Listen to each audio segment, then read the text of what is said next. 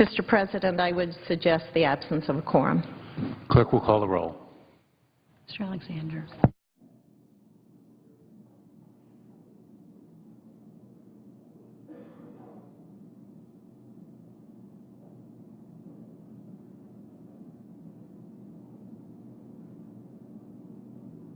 President.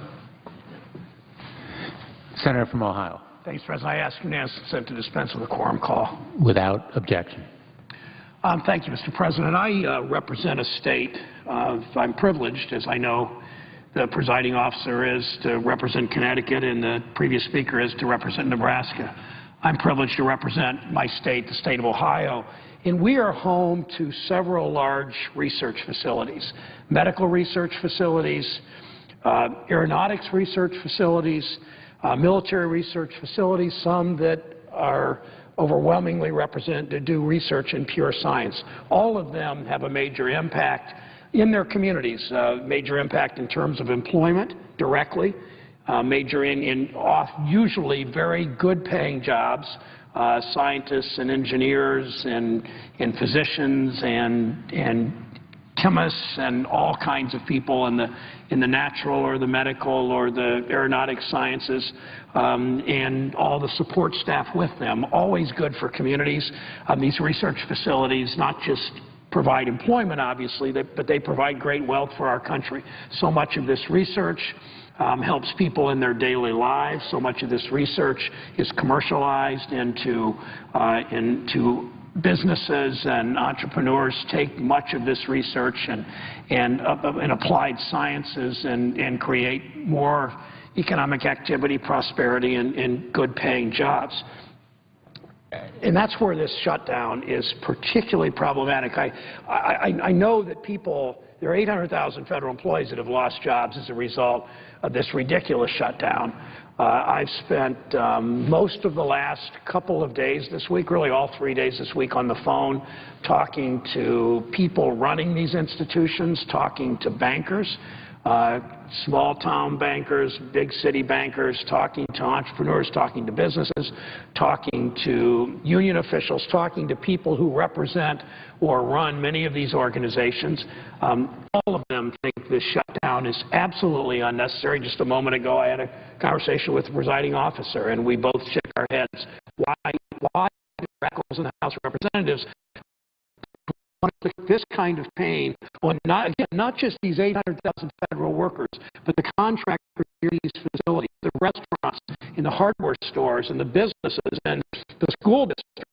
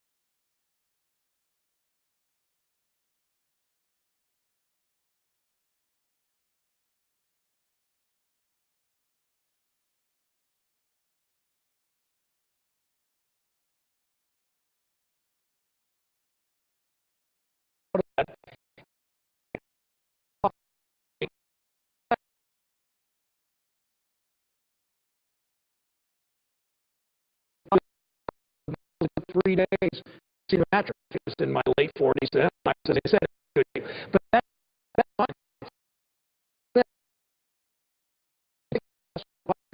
in a lot of brain power, in a lot of really high-quality, talented scientists or engineers or doctors or medical researchers to do these projects, and then we're going to lay them off for 3 weeks, 2 weeks, or 3 weeks because somebody has some political idea that they want to attach to a continuing resolution. Somebody wants to take their political platform and put it on legislation that the government pay its debts, that the government pays its bills, all because for their political gain. Well, what does that do? You know what that does? This leader of one of these major institutions in Ohio told me, you know what it does? He had to bring in people, many of his managers and employees, and tell them there were going to be layoffs, there was going to be furloughs, and in some cases with no end in sight because of this government shutdown. What are they going to do?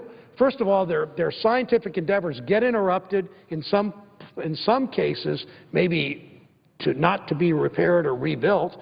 And many of the best scientists and engineers are going to say, I'm not coming back and doing this. I'm not going to live this. Because you know what? If the president had said, okay, so we can keep the government open to the radical Republicans in the House of Representatives, their deal was, okay, we'll keep the government open if you repeal part of Obamacare. So if the president had done that and said, okay, to keep the government open, the duty of all of us, we will repeal this section of Obamacare, you know what would have happened next?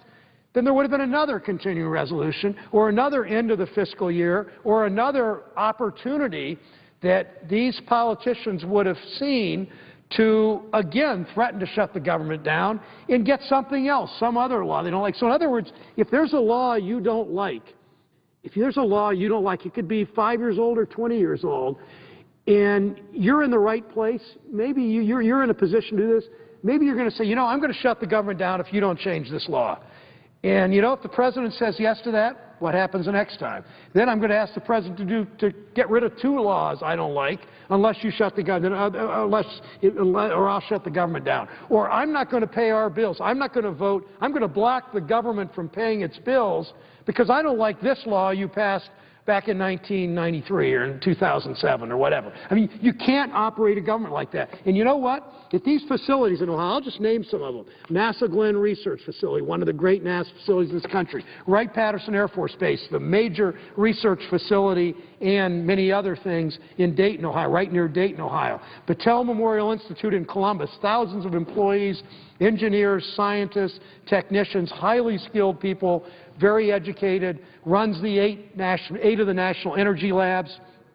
Case Western Reserve Medical School and Engineering School, Ohio State University, University of Cincinnati. I could name one after another.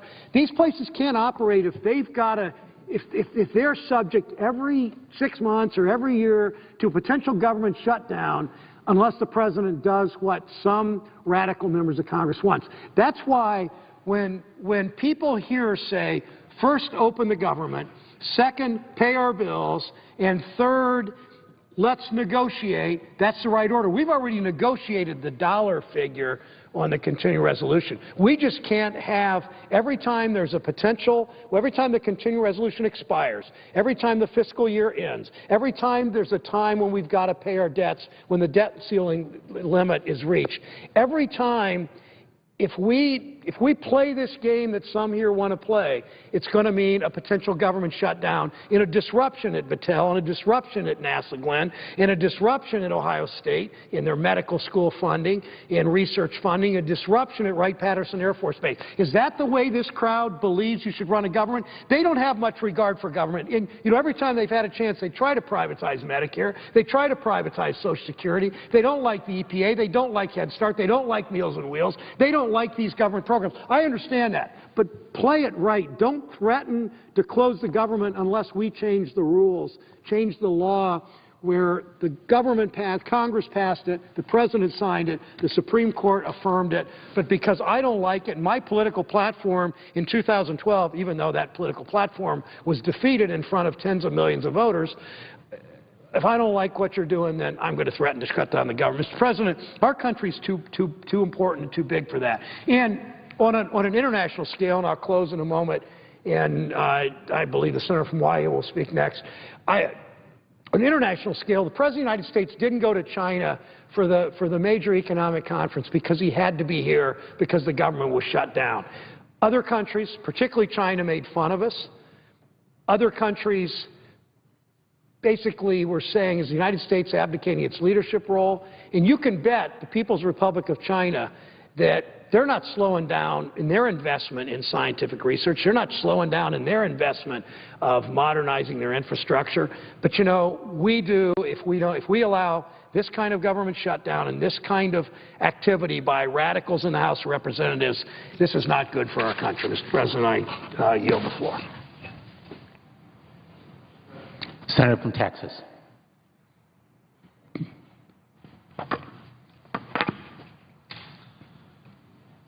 Mr. President, amid all the rhetoric and the blame games and, yes, even theatrics, I want to make sure that the American people actually understand what President Obama and the Majority Leader are asking us to do.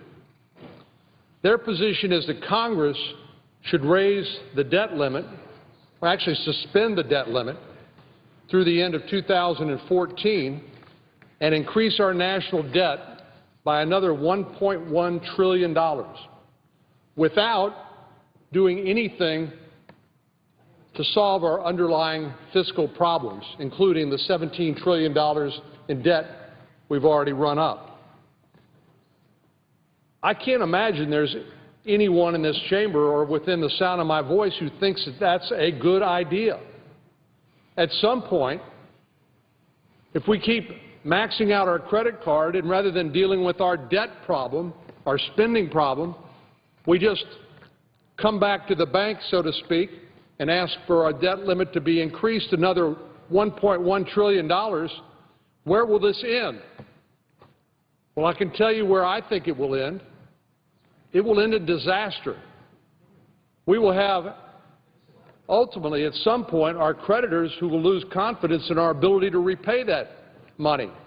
At some point, interest rates are going to not be zero or next to zero. They'll be up around the historic average, 4 or 5%.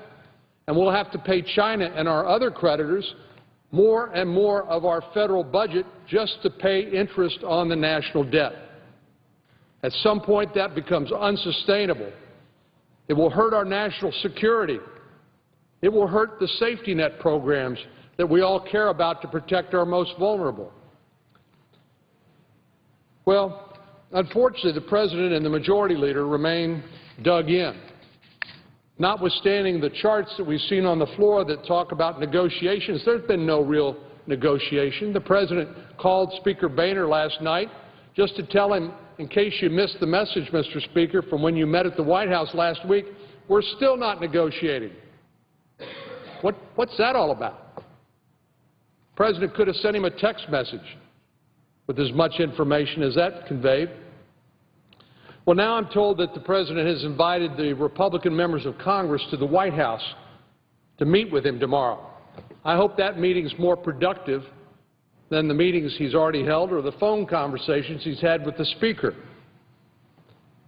I can only hope that the President has reconsidered his unsustainable position that he's not willing to negotiate. You know, the founders of this great country created a Constitution for us with co-equal branches of government. Congress is not better or worse than the executive branch. We are co-equal. We can't function without one another. We can pass a law, but it can't become the law unless the President signs it. The President can't pass a law without Congress. And so we have to learn to work together. And in the context of the recent history that I want to recount for everybody, the President's refusal to negotiate is simply unsustainable and quite remarkable. Over the last 30 years, virtually every major domestic policy reform has involved at least some kind of bipartisan compromise. In 1983, a conservative Republican president worked with a liberal Speaker of the House and Senate leaders from both parties to save and preserve Social Security. That was in 1983.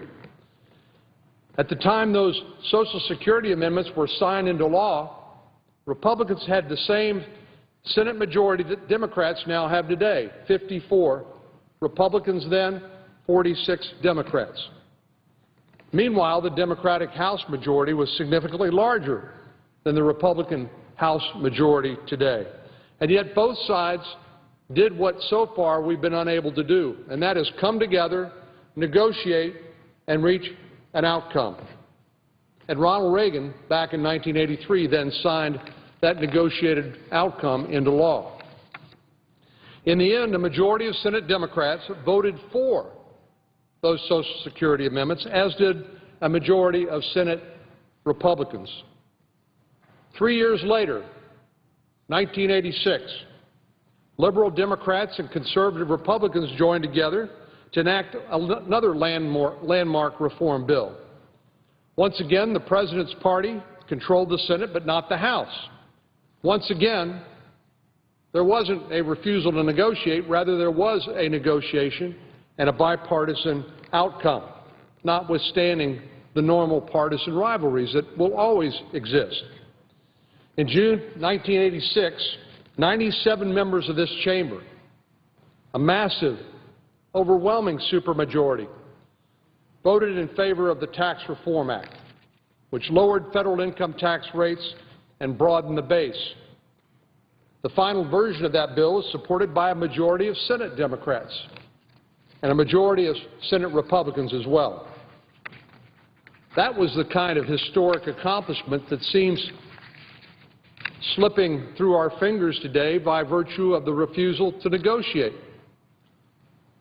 That was a historic accomplishment that dramatically simplified the U.S. tax code and made it more conducive to economic growth, a lesson we could well recall and emulate today. But fast forward a decade to 1996. A Democratic president, Bill Clinton, joined together with the Republican House and Senate, and despite partisan pressure enough to go around and all sorts of heated rhetoric, Democrats and Republicans joined together and reformed our welfare system, helping millions of disadvantaged people to get off welfare rolls and make the transition from dependency to work, dignity, and self-reliance. That was a great accomplishment. In the end, 78 senators, including most Senate Democrats, and every single Senate Republican voted for that. One more prominent example, in 2001, a conservative Republican president worked with a prominent liberal Democrat to enact a major overhaul to our education laws. Indeed, the No Child Left Behind Act was a direct result of President Bush's negotiations and collaboration with the late Senator Ted Kennedy. The final legislation, 87 senators voted for, including a majority of Senate Democrats and a majority of Senate Republicans. Now, I'm not necessarily saying that every single one of those pieces of legislation was something that was perfect in every way. I think we've learned that there are things that still needed to be done, particularly when it came to education reform. But the three presidents that I mentioned, 2 Republicans and 1 Democrat, worked together to make substantial compromises in order to pass Social Security reform, tax reform, welfare reform, and education reform. But they also understood that politics is the art of the possible. The art of the possible. And they didn't treat the word negotiate like a dirty 4-letter word. I want to emphasize just one more time that Republicans stand ready to work with President Obama in addressing our country's most serious fiscal and economic challenges. Yet rather than to pursue serious, good faith negotiations over things like entitlement reform and tax reform, things that would actually be good for our economy and good for our country, President Obama decides to erect and then knock down straw men. For example, when Republicans talk about entitlement reform, he says we want to eliminate the safety net. When Republicans talk about tax reform, he says we want to just give tax breaks to rich people. Well, that's campaigning. That's not governing. Here's the reality, though. Republicans don't want to eliminate the safety net. We want to improve the safety net, particularly Medicare and Social Security. We don't want to give special tax breaks just to the wealthy. We want to give all Americans a simpler, flatter, fairer tax code that's more conducive to economic growth. The type of tax code and recommendation that the President's own bipartisan fiscal commission, Simpson-Bowles, the recommendations they made in 2010, yet the President ignored it, walked away, and has done nothing to contribute to that debate. We understand, being elected officials ourselves, that all elected politicians have to campaign for office. It just goes with the territory. You can't get here unless you run for office and you win an election. But at some point, the campaign has to end. At some point, we have to govern. At some point, the partisan rhetoric has to give way to actually accomplishing things and solving problems. At some point, America's elected leadership needs to demonstrate real leadership and a willingness to govern. Mr. President, President Obama has now reached a critical point in his presidency, in his second term, and he will be remembered for one thing or another. He will be remembered either as a president that was willing to step up when America needed that kind of leadership, when Congress needed bipartisan cooperation in order to solve our nation's biggest challenges, or he will leave a legacy, if he does not do that, of a president that refused to do his job in order to try to win the partisan battles. We need something better, and America deserves better. We need a president who will govern and not just campaign perpetually. Mr. President, I yield the floor.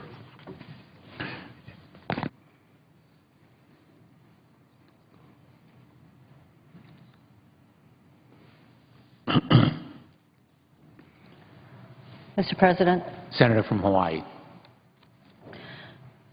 Mr. President, our distinguished Republican whip referred to negotiations that occurred regarding welfare reform, tax reform, education reform, the No Child Left Behind. And these negotiations occurred, yes, but they certainly occurred not in the context of a threat of a government shutdown or the threat of government defaulting on our obligations.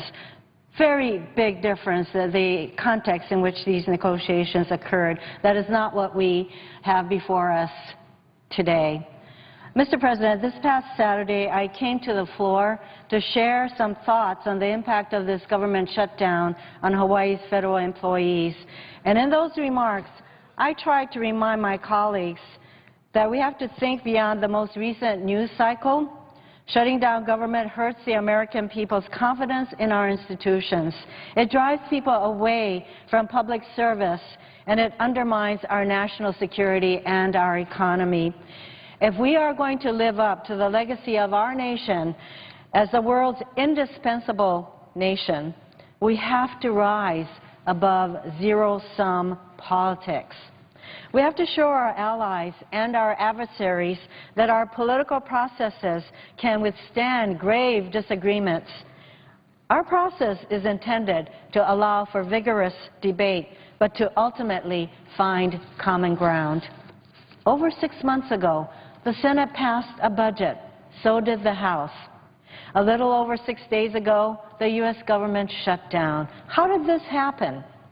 The reason is that Republicans have blocked now 21 attempts to negotiate a federal budget agreement in a timely fashion. That is how negotiations are supposed to happen, not with the threat of a government shutdown, not with the threat of defaulting on our obligation and debt. So instead, after 6 months of failing to come to the table, Tea Party Republicans are holding the U.S. government, and if we default on our debts, the world economy hostage. Enough is enough. The Senate is prepared to negotiate on fiscal issues. The President is ready to negotiate on fiscal issues. We can find a path forward so we can all agree on the path. But first, Congress needs to do its job. It needs to reopen the government and make sure that the United States pays its bills. These are fundamental responsibilities. Just to be clear, defaulting on our debt would be the most irresponsible action I can imagine. It is the most easily avoidable catastrophe in history. We are not talking about a natural disaster. We're talking about a totally avoidable catastrophe. Yet, some Republicans in the House believe that default would not be a big deal. In fact, one member of the House actually said that a default would, quote, bring stability to world markets, end quote. That is an opinion that no one outside of the Tea Party bubble agrees with. In fact, economists, small businesses, bankers, big businesses, realtors, and nearly everyone in between has been clear. Default would be a catastrophe for our economy. Not just our economy either.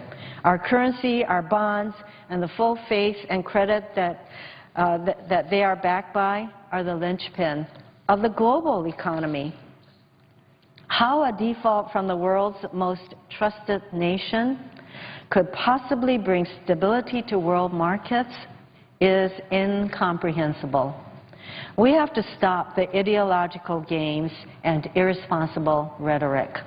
Then we can negotiate on fiscal issues and other policies, mindful of the work we were elected to do and mindful of the people, families, and communities that elected us to serve them. Today, I'd like to share some more stories from Hawaii families and businesses about how the government shutdown is impacting one of the key drivers of Hawaii's economy, tourism. Each year, millions of people from all over the world flock to Hawaii. Our state has so much to offer. They come to enjoy our blue oceans and sandy beaches. They come to visit our breathtaking national parks and wildlife refuges. They also come to learn and pay respect at our historical attractions like Pearl Harbor. Last year, Hawaii welcomed over 8 million visitors, a record number. Combined, these visitors spent $42 million per day. $5 million of this supports state and local government activities that benefit our communities. In 2012, about 20% of our state's gross domestic product was generated by tourism. That economic activity supports 175,000 jobs in Hawaii.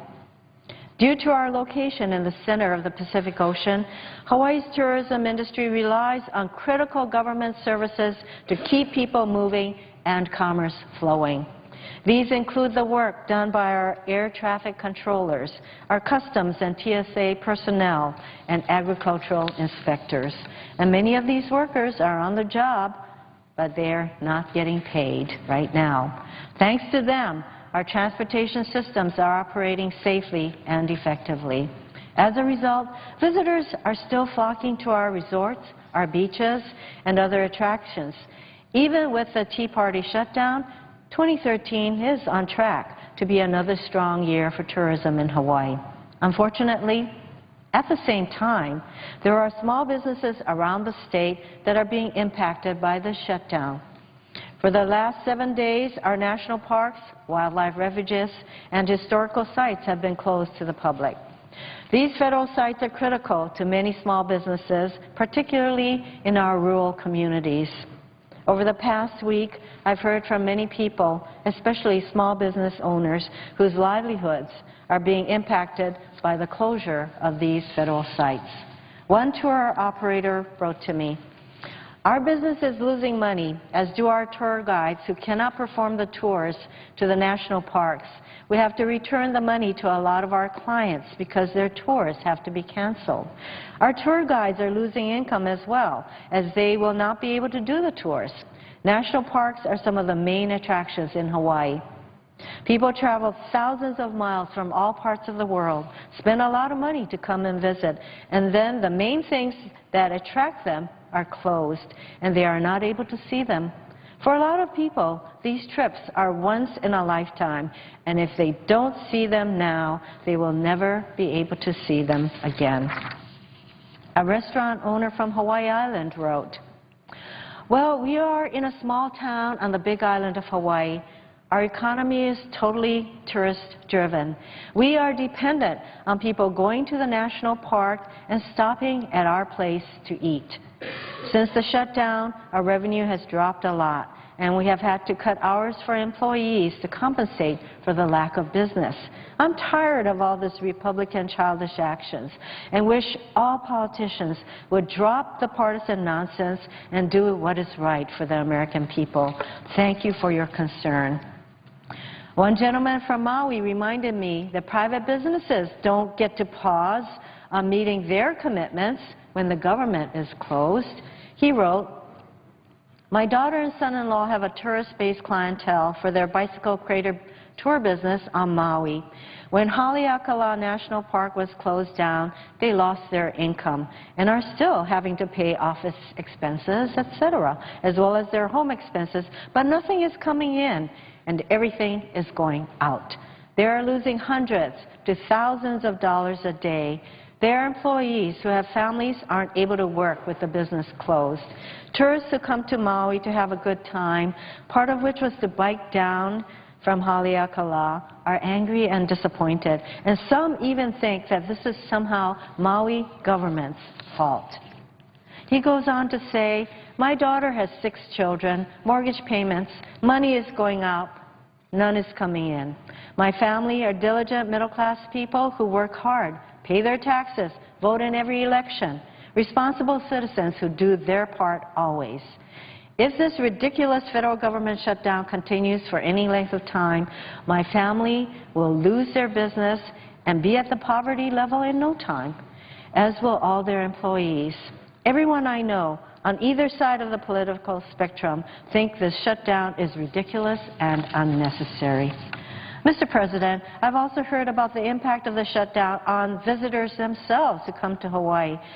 One person from Hawaii whose family members have traveled to Hawaii to visit wrote, "My family has traveled 6,000 miles on a once-in-a-lifetime trip. Sorry, no Pearl Harbor. Dad was a lifer Navy man. Sorry, no Volcanoes National Park. No Pu'ukohola. These sites are essential to our culture and tourism alike. Many are without work. It is just ridiculous over a law that has been declared constitutional. Their antics change nothing, just hurt our country." Mr. President, another local bed and breakfast owner on the Big Island shared the perspective of some of her international guests. "Aloha. I have a bed and breakfast in Hilo, and I feel sorry for my guests who have saved for a once-in-a-lifetime vacation to Hawaii. They have come from all over the world to see our beautiful Volcano National Park. These guests do not understand how the government can close and deny them access to the park. This week, I have guests from Montreal, Canada, Singapore, Germany, France, and Japan. They may never have the opportunity to visit here again. This is shameful for our country.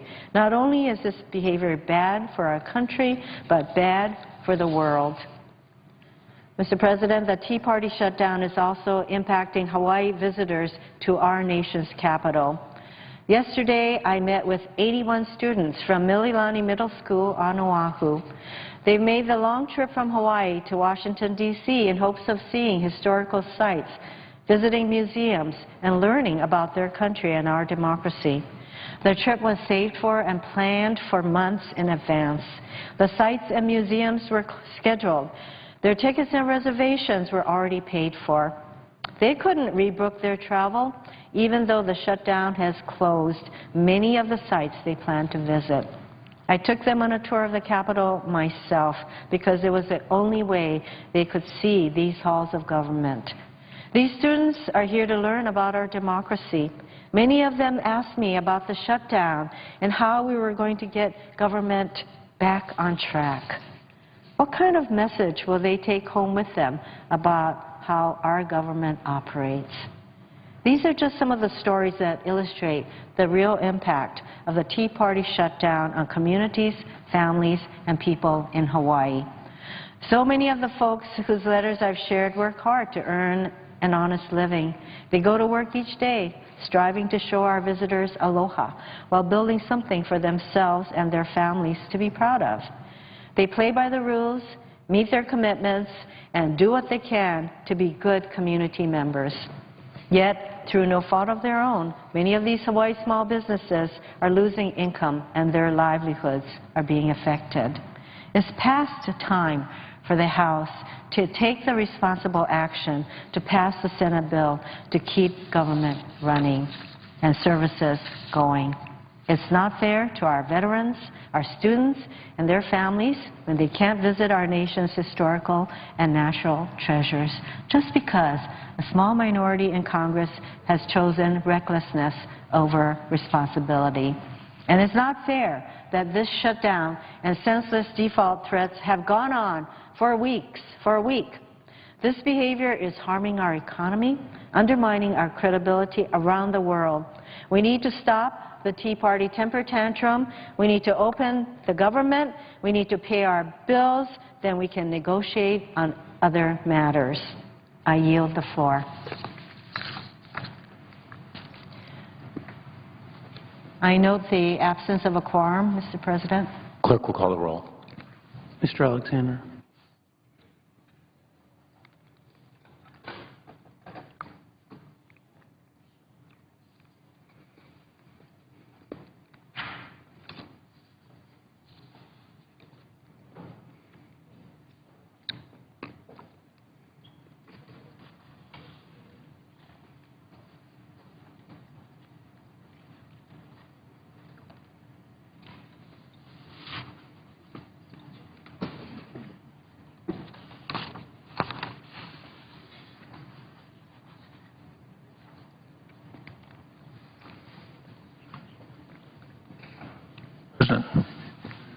Senator from Oklahoma. Thank you. I appreciate being recognized. I wanted to spend a little time talking on Senator, the senator is in a quorum call. the quorum call be dispensed with. Without objection. Thank you, Mr. President. I appreciate the time to be on the floor. I want to continue talking about what I think are the real problems with where we are today. What you're hearing in the press is that there's no agreement on a continuing resolution, that there's conflict and lack of discussion in Washington, and that the debt limit is coming up, and that yet Washington isn't capable of solving its problems. And I made some points yesterday about the reason we're not capable of solving our problems is it's an absence of leadership. We're not only bankrupt financially, we're bankrupt in terms when it comes to our leadership. But I want to dispel the rumor that our problems aren't solvable. They're imminently solvable. We have $126 trillion worth of unfunded liabilities that Americans are responsible for. We have $17 trillion worth of debt. And we have $94 trillion of total assets in this country. That's if you add everything else everybody owns, the federal government owns, and everybody else. So the difference between 128 and 94 is 34, and then another 17. That's $51 trillion that we're going to have to account for. And what is in front of us, and by the way, Obamacare is going to add, Affordable Care Act will add $6.7 trillion to that outstanding liabilities, net of any tax revenues and tax increases that it collects. So what are we to do? what are the American people to think? They see impasse, they see lack of conversation, lack of compromise, lack of resolution, and no reconciliation. So I wanted to spend a few minutes today kind of giving a little history, first of all, and then outlining what is possible. Not saying we must do it, but what is possible over the next 10 years that we could do that would put us on a pathway to where we would be solving the problems and not leaving our children an inheritance of debt. And I made the point yesterday that the median family income in this country today, on real terms, in terms of real dollars, is exactly where it was in 1989. We're going backwards. We're going to go backwards this year. And what that really means is standard of living is declining. The American public is getting further and further behind. And one of the quotes that I use, and it's been attributed, and I don't know if it's accurate, it's been attributed to John Tyler, a Scottish historian. But let me just read it. A democracy is always, and in this case a constitutional republic, is always temporary in nature. It simply cannot exist as a permanent form of government. It will continue to exist up until the time that voters discover that they can vote themselves generous gifts from the public treasury. From that moment on, the majority always votes for the candidates who promise the most benefits from the public treasury, with the result that every democracy will finally collapse due to loose fiscal policy, which is always followed by a dictatorship. Where are we in that line? Is $50 trillion in negative net worth not a sign we're going there? Is declining median family income not a sign we're going? What we've seen in this last so-called recovery is the wealthy have done very well, but nobody else has. So what we're seeing is history repeat itself in terms of what has been outlined and observed in the past. John Tyler was also accredited with this, but nobody can prove it. The average age of the world's greatest civilizations from the beginning of history has been about 200 years. During these 200 years, these nations always progressed through the following sequence: from bondage to spiritual faith, from spiritual faith to great courage, from courage to liberty, from liberty to abundance, from abundance to complacency, from complacency to apathy, from apathy to dependency, from dependency back into bondage. Now, I think we're somewhere in here, if the history speaks accurately, or at least his observation of history. So what we ought to be about is making sure we cheat history. All of us, together. Liberals, conservatives, Democrats, Republicans, independents. We ought to be about cheating history. So how do we do that? Are the problems that we have in front of us so big that we can't solve them? I don't think so. Our position's so hardened that we can't think in a long term about solving the problems that are in front of our country. And so when we talk about the debt ceiling, you know, I've been accosted a lot in the news media the last 48 hours because I don't believe the debt ceiling equals default on our obligations in terms of our sovereign debt. And it just so happens Moody's, the rating agency, agreed with me today that, in fact, they're not the same thing, and they say there should be no effect if we were to go over that. That doesn't mean we should. I'm not proposing that we should. But the scare tactics of saying that Earth is going to collapse if we somehow fail on time to raise the debt limit is not true. The Earth will collapse for Americans if we don't address the underlying problems facing our country, this $50 trillion in unfunded liability and negative net worth. And here's what we know has happened in the last 2 years. And it proves the point. It's why median family income is going down, is our debt is growing twice as fast as our economy. Here's our GDP increase over the last 2 years, $1.199 trillion. And here's our debt. It went up $2.405 trillion. All right? To say that another way, that's 2.4 billion millions. It's hard to, these numbers are unfathomable. But the graph shows it all. Is our GDP is increased. So what's happening is for every dollar in debt we go into, we're getting a decreasing return in our economy. And it's continuing to go down. So the more we borrow, the less well off we are in terms of being able to grow our economy. So the problems in front of us and what we see is what I would say is careerists don't want to solve the problem. Because the thing that comes to the careerist mind is how does that affect the next election? You know what? I don't care what happens in the next election in this country. What I care is whether or not we're really going to address the real problems and secure the future for the country. Whether they be Democrats or Republicans, liberals or conservatives, I don't care. We're all in this together.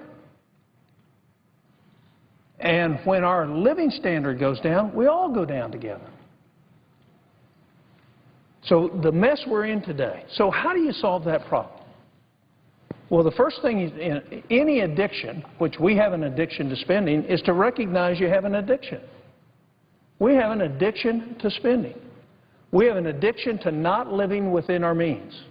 We just passed $600 billion in January of increased taxes on the American economy, most of that going from the people that are doing much better during this tepid recovery. Will that solve our problems? Can we tax our way out of this? Can we have confiscatory tax policies that will not hurt our economy and get us out of that? And the answer is no. And everybody recognizes. So what else does everybody recognize? They recognize that a big portion of the problem is entitlement spending. And no political party wants to be blamed for being the person that, quote, fixed entitlement spending unless they do it together. So we have a great opportunity to together modify our mandatory spending programs and make significant savings. But having spent the last 9 years with my colleague who's on the floor oversighting the federal government, I can tell you there's more we can do in things other than mandatory. So I thought I'd spend a few minutes just kind of going over a publication that I put out just a couple of summers ago, and it's called Back in Black. And it's not perfect. I'll be the first to admit it. And I know we won't ever pass $9 trillion worth of savings over 10 years. But here's $9 trillion worth of options that we could look at and take half of them and actually get on the road to health. And what would get on the road to health look like? It would be rising personal incomes, not declining personal incomes like we're seeing today. It would be rising median family incomes. It would be faster economic growth. Do you realize there's $3 trillion?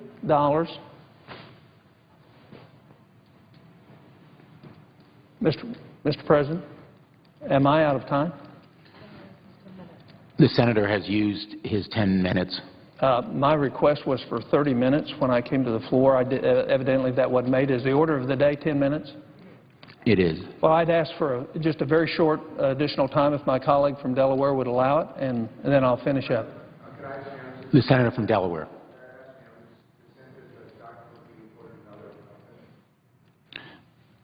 Without objection. So anyhow, I'll spend some time tomorrow then on going through what this is. But solving our problem in such a way that it doesn't kick the can down the road, which is what we're getting ready to do. And what I would say in finishing, by increasing the debt limit, we let the politicians off the hook. Because then they don't have to make the hard choices that are required for us to live within our means. Mr. President, parliamentary inquiry, if I may. The senator from Delaware. Mr. President, I have no objection. I can stay 10 minutes, 20 minutes, and I would like for Dr. Coburn to have a chance to finish what he was prepared to say. I'm not in a rush. Mr. President, I just inquire if we have other speakers after Senator Carper. Senator, there is no apparent order of speakers, and if there's no objection, the senator from Oklahoma can take an additional 20 minutes. Well, I thank you. I will try. I really appreciate my colleague. He's a great colleague to work with. People always hear the stories about people who don't work together. I can tell you, Tom Carper and I work together. He's my chairman, and I'm the ranking member on Homeland Security and Government Affairs, where most of this information came from, and he helped dig it up. What I would just say is we have an opportunity to do things. I mean, we have an opportunity for Democrats and Republicans to come together, forge a compromise, make major changes that are necessary and absolutely required if we're going to have a secure future. And I think we ought to look at it. And so what we did is we put together a plan that had a $3 trillion, that's $300 billion over 10 years in discretionary spending. That's non-mandatory. We had $1 trillion in defense spending, which is about what we've already gotten. Healthcare entitlements, $2.7 trillion, and we can go into the details of that. Tax code simplification, $1 trillion to come back to the federal government. Interest payment savings of $1.3 trillion, and Social Security reform that says it will be healthy for the next 75 years. That comes to $9 trillion that our kids aren't going to have to pay back.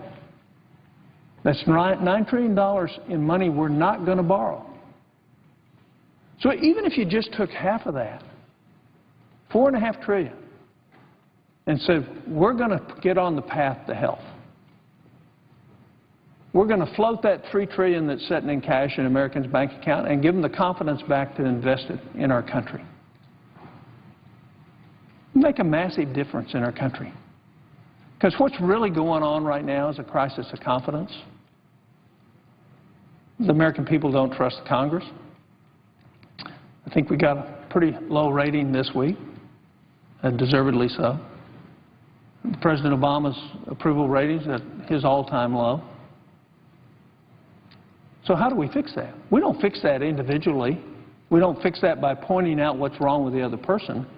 We fix that by coming together and solving real problems that gives the American people the confidence that we have their best interest at heart, not in the short term, like Alexander Tyler was talking about, but in the long term. That, in fact, we want to secure the future for our kids and grandkids. So I think we ought to be about cutting up the credit card. And I know I'm in a minority in the Senate. I don't believe we should have another debt limit increase.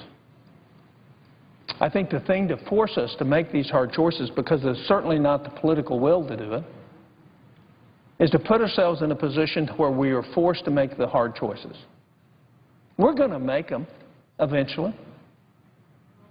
Everybody agrees to that. We're eventually going to make these changes because there will come a time. There will come a time when we won't be able to borrow money no matter what interest rate we pay. So we're not talking about defaulting on our sovereign debt. We're not talking about not paying interest on our sovereign debt. We're talking about forcing ourselves into a position where we have to prioritize what we spend. What does the GAO reports tell us? They tell us a ton. Here, it said in the last 3 years, the GAO has given Congress wonderful information with which Congress has not acted on. What have they told us? They've told us we've got 91 different health care workforce training programs.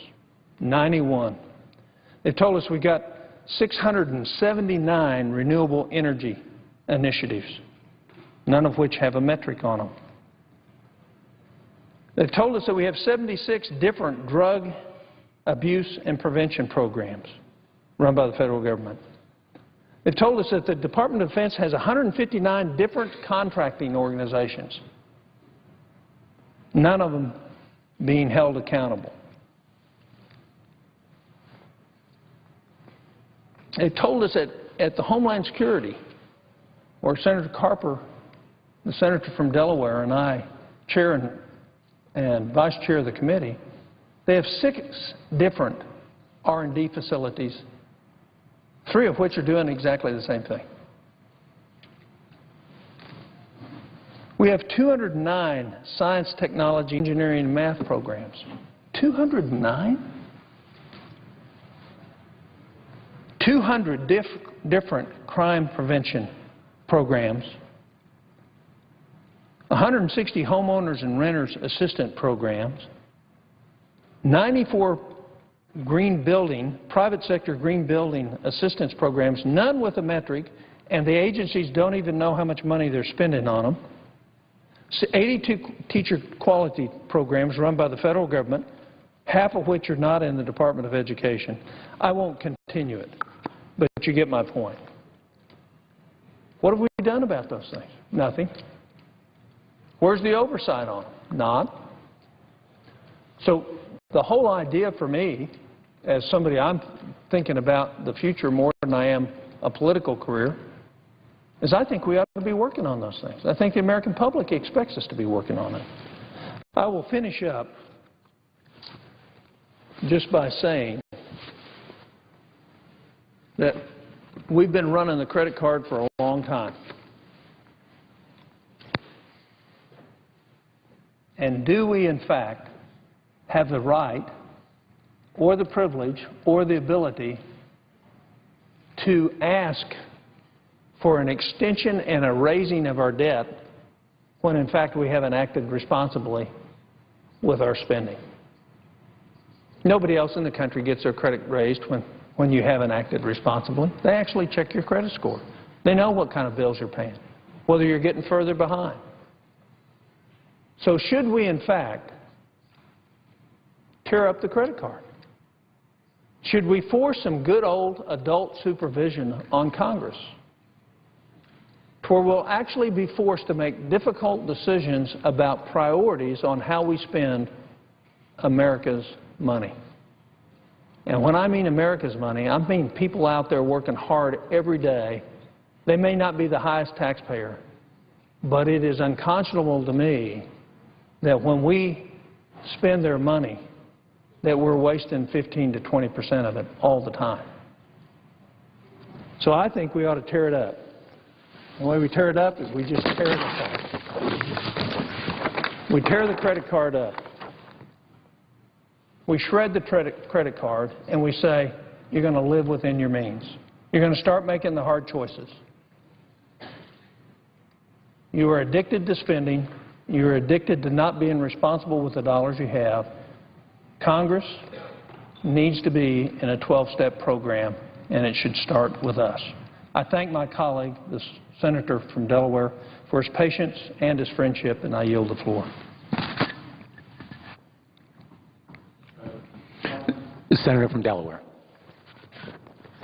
Dr. Covern's a tough act to follow, and I'm not going to try to do that, but I'm happy to serve with him. We come from different parts of the country, different kinds of training, upbringing, and careers.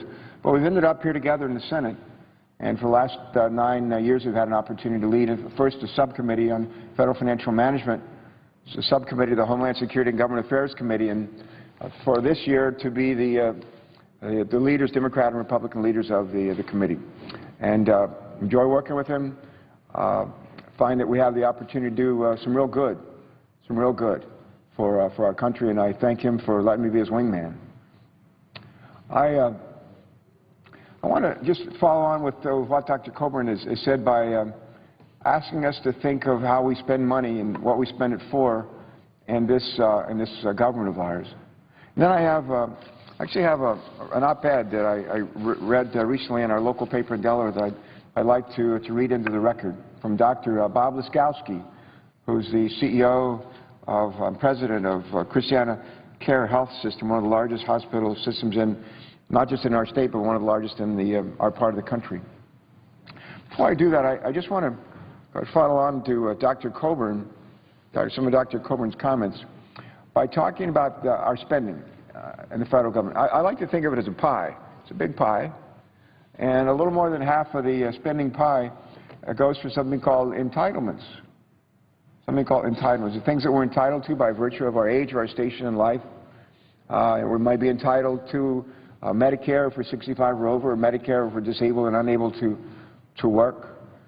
We may be entitled to early Medicare benefits, Social Security benefits at age 62, full retirement Medicare benefits about 5 or so years after that.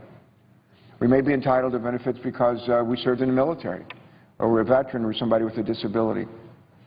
Those are all programs that are called entitlement programs. A lot of people say they're uncontrollable. We can't do anything to control them, and they've grown like Topsy. And today, if you think of that spending pie, over half of it is for entitlement programs. Roughly close to another 5 to 10% of spending today is for interest on the debt. If interest rates weren't so low, it'd be a lot more than 5 or 10%.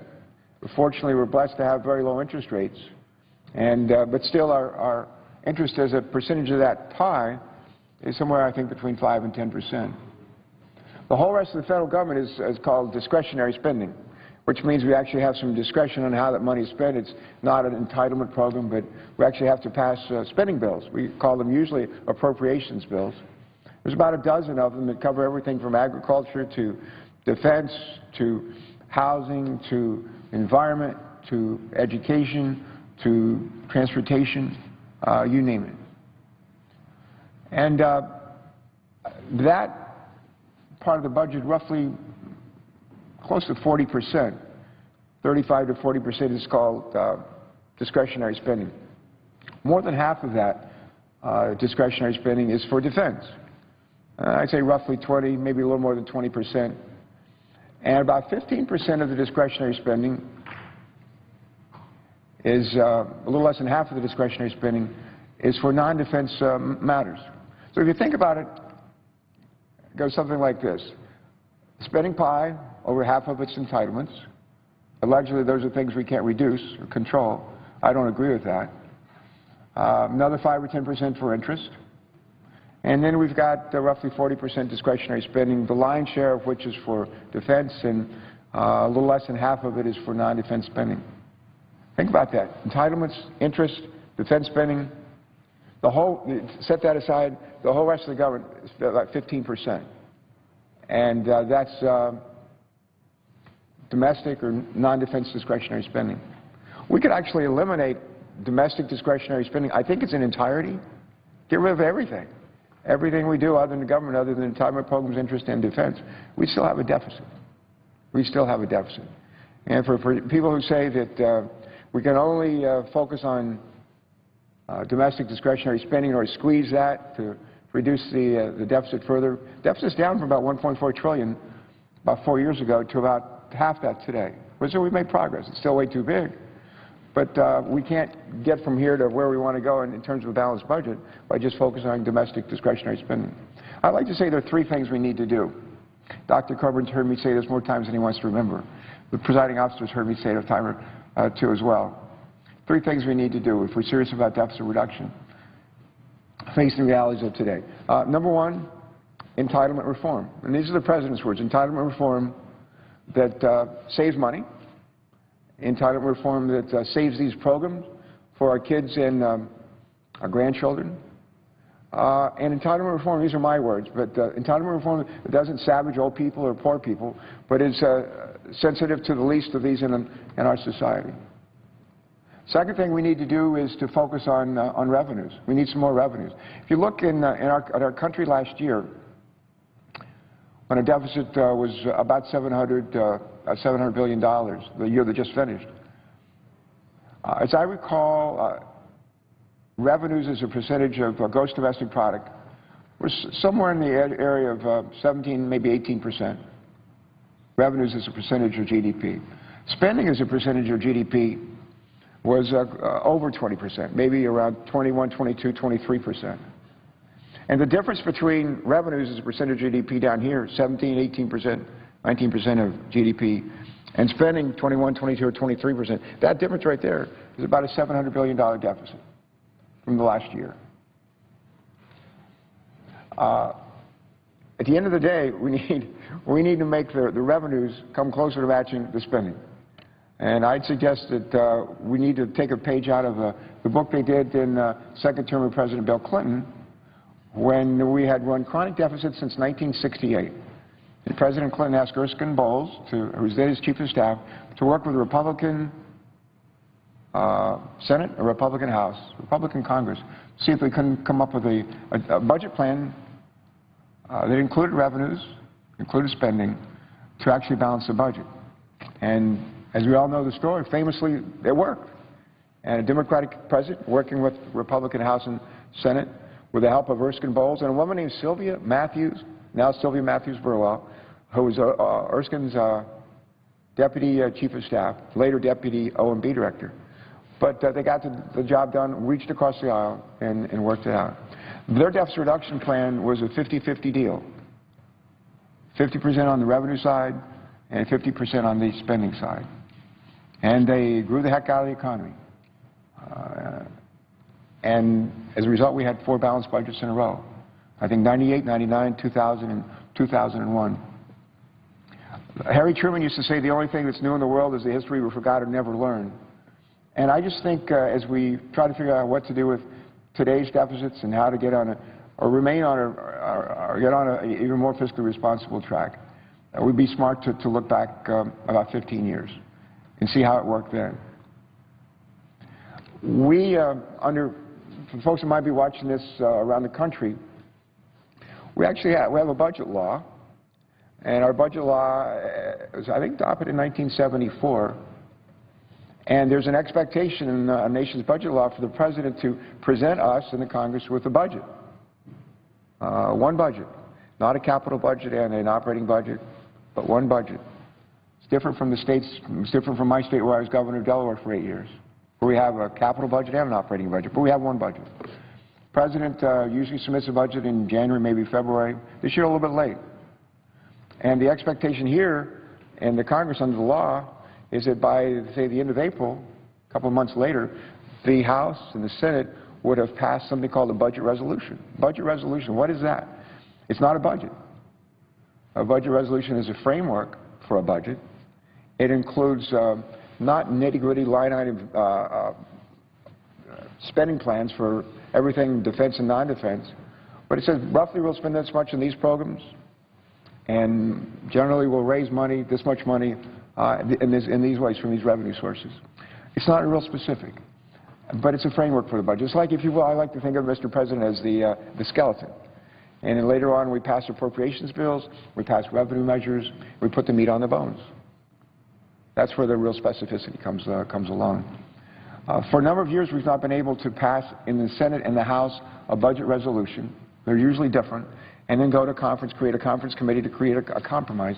We've found it difficult to actually come up with a compromise budget resolution, a compromise spending plan, a framework for the appropriation bills and revenue measures. This year started more promising, because in the Senate, here in April, under the leadership of our Senate Budget Committee Chairman, Patty Murray of Washington, we actually passed a budget resolution, sadly without Republican support. We passed one. And it was one of those, like the Clinton years, a 50-50 deficit reduction deal. Didn't eliminate the deficit, but it kept it going on the right track. Half of the deficit reduction was on the spending side, half on the revenue side. Over in the House, they passed a different kind of budget resolution. And the budget resolution that they passed did a little entitlement reform, but that 15% of the spending part, remember I talked about 15%, that is the domestic discretionary spending, was reduced, as I recall, from 15% to like 5%. So think about that. Think about that. We'd be talking about, aside from entitlement spending, interest on the debt, and defense spending, having about the whole rest of the government be like 5% of our spending. That's not my vision of what our government should be about. That's not my vision. And I don't think that's the vision of a lot of people in this body and in this country. So the three things we need to do, Mr. President: number one, entitlement reform saves money, saves the programs, doesn't savage old people or poor people. Second thing, we need some additional revenues. And I remember Ken Conrad, when he was our Budget Committee chair, I remember he gave a presentation, a meeting that we were at once a year or so ago. And he talked about the revenues. And he talked about tax expenditures. Talked about tax expenditures. And the tax expenditures that he talked about, he said, you know, we spend about 1.2 to, excuse me, if we spend it over the next 10 years, we'll see about $12 to $15 trillion go out of the Treasury because of tax breaks, tax credits, tax deductions, tax loopholes, tax gap. $12 to $15 trillion out of the Treasury for those tax expenditures. He said, well, actually, more money will come out of the Treasury for those tax expenditures, tax breaks, tax credits, tax deductions, tax loopholes. He said, more than all the appropriations bills we're going to pass. Think about that. He said, we found a new way to appropriate money. We just do it through the tax code. And I would just say to our Republican and Democratic friends, and this is really where I think where Senator Conrad was coming from, if we can't figure out of $12 or $15 trillion of tax expenditures every year, it's maybe 5% of those that could be reduced or could be eliminated because they serve no useful purpose, something's wrong with us. And if we can do 5% of, we'll say it's just $12 trillion in those tax expenditures, 5% would be about $600 billion over the next 10 years, and match that with entitlement spending reductions. That's about $1.2 trillion. That's a pretty good next step to take in narrowing our deficit, well, on top of what we've already done. The third piece, in addition to entitlement reform that saves money, saves the programs for the long haul and doesn't savage old people or poor people, some additional revenue, generally from eliminating, reducing tax expenditures. Third piece, and Dr. Coburn was talking a little bit about this, and he was talking about the way we spend money. We have a culture in the federal government, we've had it for a long time. Big companies have this culture too, in some states as well, counties and cities. And it's I call it a culture of spendthrift as opposed to a culture of thrift. And what Dr. Coburn and I do, attempt to do with our committee and folks on our committee, is look at everything we do in the federal government to the extent that one committee can. We like to work with the Office of Management and Budget, OMB, with the General Accountability Office, GAO, with the Office of Personnel Management, with General Services Administration, all the Inspector Generals across the agencies throughout the federal government. We like to work with nonprofit groups like Citizens Against Government Waste and others. And we do this in order to figure out what are we doing, how are we spending our money, taxpayers' money, and are there ways that we can do those things, realize the goals that we're trying to achieve by spending less money or getting better results for the same amount of money. And we need to do that in everything. One of my colleagues said to me when I said I was coming over to speak tonight, he said, what are you going to talk about? And I said, I think I'll talk about regular order. And we talk a fair amount about regular order around this place. We don't always follow it. Regular order, for the people who are watching, tuned in and wondering what is regular order, well, it means like following the rules. And in this case, we have a budget act that says, President submits a budget, early part of the calendar year.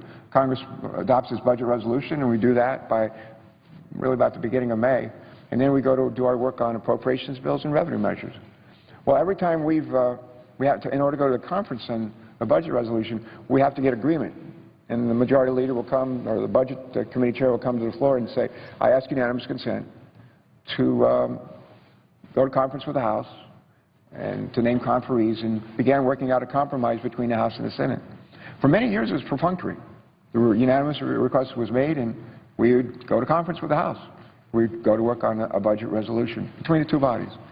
This year, every time that request has been made, and it's been made dozens of times, by Democrats and by at least one Republican, dozens of times, and there's always been an objection to keep us from going to conference to work out this compromise.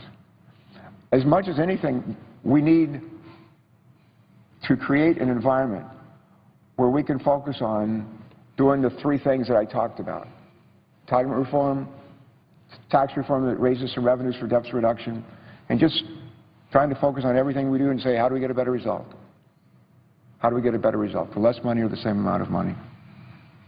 And I would just say to my Republican colleagues who continue to object, stop. Please stop. And let us actually have a chance to gather in a room here in this building and see what we can hammer out to address not a short-term continuing resolution, but actually a thoughtful, comprehensive spending plan like they did 15, 16 years ago when Republicans were in the majority here, House and Senate, and we had a Democratic president. We got the job done and helped to continue the longest-running economic expansion in the history of this country. I mentioned, Mr. President, I mentioned the Bob Laskowski, President and CEO of Christianity Care Health System, large regional health care system. They do a great job. We're very proud of them in our state. Provide care to a lot of people. He's a doctor and a health system leader, and I thought his perspectives on health care reform, the Affordable Care Act, were important enough to share here on the floor. This comes from an op-ed that he submitted. It was appeared in our local, we have one local statewide paper called the News Journal, a Gannett publication. And his op-ed was in the News Journal this past week. And I'm just going to read it. Not that long. It goes something like this. With some in Washington promising to speak out against implementation of the Affordable Care Act until they, quote, can no longer stand, close quote, it might be a useful reality check to visit an emergency room in any town or city across America. He goes on to say, there you will find thousands of Americans each day that really cannot stand. And it's not just because of an injury, an illness, or disease has put them on their backs. Too often it's because an eminently treatable ailment has been allowed to turn into something much worse for the simple reason that the patient doesn't have health insurance and could not afford to see a doctor, till things became so bad that the emergency room was their only option. In the continuing cacophony of criticism around so-called Obamacare, this crucial fact keeps being lost. And this, Dr. Laskowski goes on to say this, our health care system remains badly broken. In the absence of reform, it will continue to get a lot worse. I see this, I being Dr. Laskowski, I see this as a physician and as a health care executive, but more importantly, I experienced this as the friend of too many neighbors with no health insurance. Goes on to say, I think that might be the reason why 3 in 4 Americans surveyed in a recent Pew Research poll say they oppose efforts to sabotage the law, the Affordable Care Act, because they know that the people threatening to derail and defund the Affordable Care Act are not offering a better solution. Ironically, the part of the Affordable Care Act that we're attempting to implement and stand up across the country right now, the health exchanges or marketplaces, is a Republican idea. I think it was the first offered as an alternative to Hillary Care back in the first term of President Clinton. It's a Republican idea, a business idea. But I don't care if it's a Democratic idea or a Republican idea. It's a smart idea to use large purchasing pools to enable people who otherwise would buy health insurance for one person or 5 people or for a small business. It's a way for them to bring down the cost of their care, use competition to get better options. It's a smart idea. And the idea of the, Mr. Chairman, Mr. President, the idea of a lot of criticism about the individual mandate. People would be individually mandated to get health care, and if they didn't, they would maybe face some kind of fine, modest at first, but it goes in time. That's not a Democratic idea. That's actually, ironically, an idea we got out of Massachusetts. And the author, if you will, the governor who signed into law was the Republican nominee for president last year, Mitt Romney. And so what we've tried to do here is to take some Republican ideas and some Democratic ideas, and frankly, some good ideas. But interestingly, over half those who oppose the law today, the Affordable Care Act, they say they want it fixed, not scrapped. And I agree with that. Fixed, not scrapped. They know that in the absence of reform, there are still too many people who use the emergency room as their only source of medical care, too many families and businesses who cannot keep up with the ever-rising cost of health care premiums, and too many Americans who find nothing but frustration when navigating our health care system, who still fill out way too many forms or prescribe too many tests that do not help them and get passed from office to office without anyone really guiding their overall care. Beginning last week, millions of uninsured Americans began to shop for quality affordable health care through the health insurance marketplaces or exchanges that I just mentioned. These marketplaces are a key element of the Affordable Care Act and represent an important step toward putting quality health care within reach of all Americans. And just as Medicare has enabled seniors to get the care they need to live longer and healthier lives, increasing access to health insurance is vital to unlocking a healthier country. By ensuring something that millions of Americans do not have today, and that's the opportunity to stay healthy through regular doctor visits rather than seeking help only when they get sick, in some cases really sick. It's worth remembering, health care reform is not about special interests. It's about people like us, our families and our neighbors, and it's about fellow parishioners and Little League coaches. It's about a neighbor who cuts himself making dinner and a spouse who finds a worrisome lump.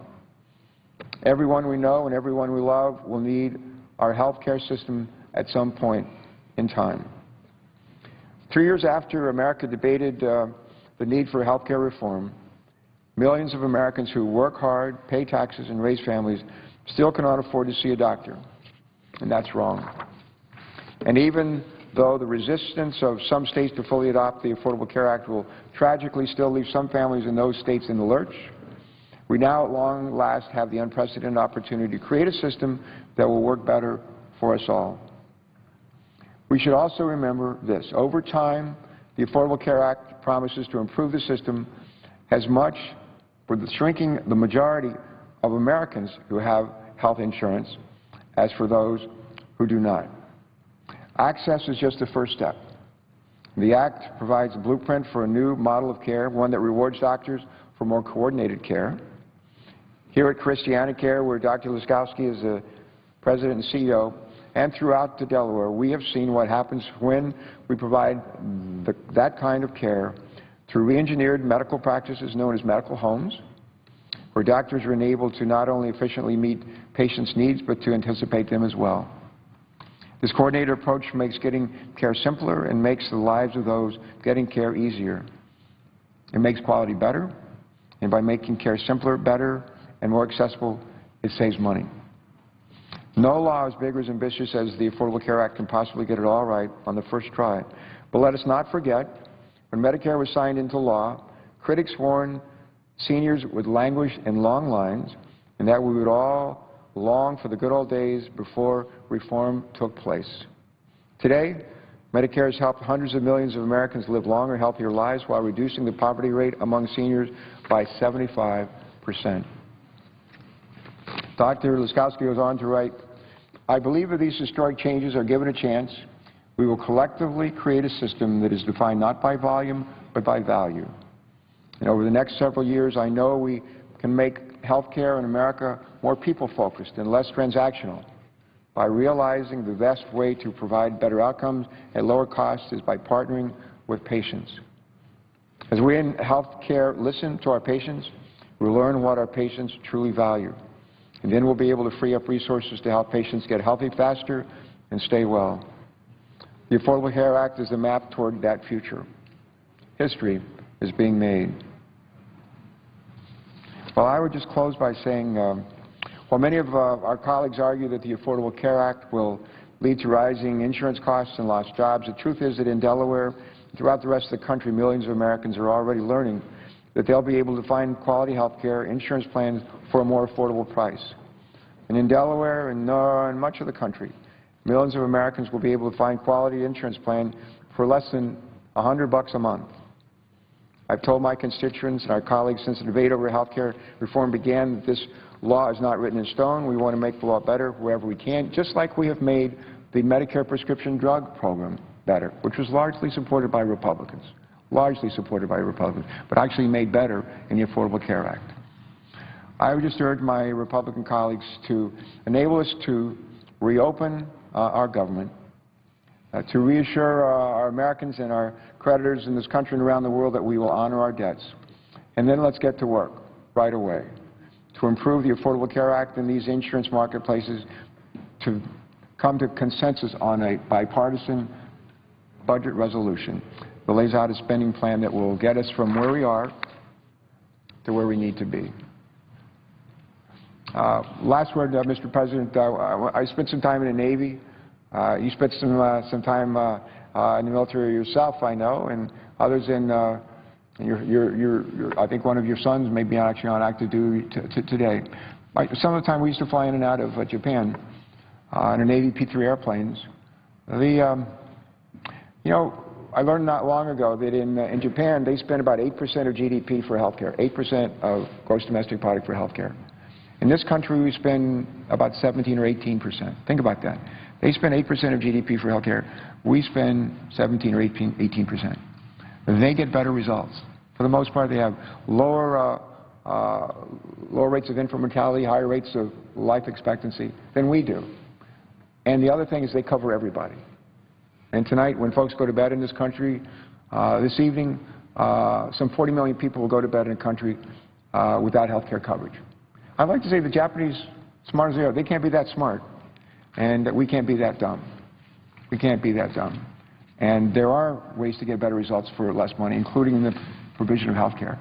And we can work together. If we work together, we can make that a reality. The last thing I'll say is I think the presiding officers heard me tell how I love to ask people who have been married a long time what the secret for being married 40, 50, 60, 70 years. People give me really funny answers. Some of them were actually hysterical. But every now and then, some of them are really serious, and I think almost poignant. And I want to close with one of them tonight. And a couple of years ago, I met a couple, and they've been married over 50 years, and I said to them, what is the secret for being married 55 years? They said, the two C's. The two C's. And I said, what is that? And they said, communicate and compromise. Think about that. Communicate and compromise. I said, that's pretty good advice. And I got to thinking about it later. I said, that's also some pretty good advice and maybe the secret for a vibrant democracy, to communicate and to compromise. We think we're willing to compromise on the short-term spending resolution, the continuing resolution, by agreeing to the numbers that are sought by the Republican House leaders. They don't regard that as a compromise, but I think it was really an attempt to compromise. We need to find compromises in a conference on the budget resolution. That's where we should put our money. That's where we should put our efforts in the weeks to come, Mr. President. And I would add that one more C. Communicate and compromise, as important as they are. Maybe a third C would be collaborate. And that would be a good one to add. So we have three C's. Communicate, compromise, and collaborate. It's what the American people sent us here to do. And I know the presiding officer came here with that intent, and so do I. So does Dr. Coburn. And there are a bunch of us who feel that way. Let's just do it. Thanks so much, Mr. President. With that, I will ask for a note the absence of a quorum. Clerk will call the roll.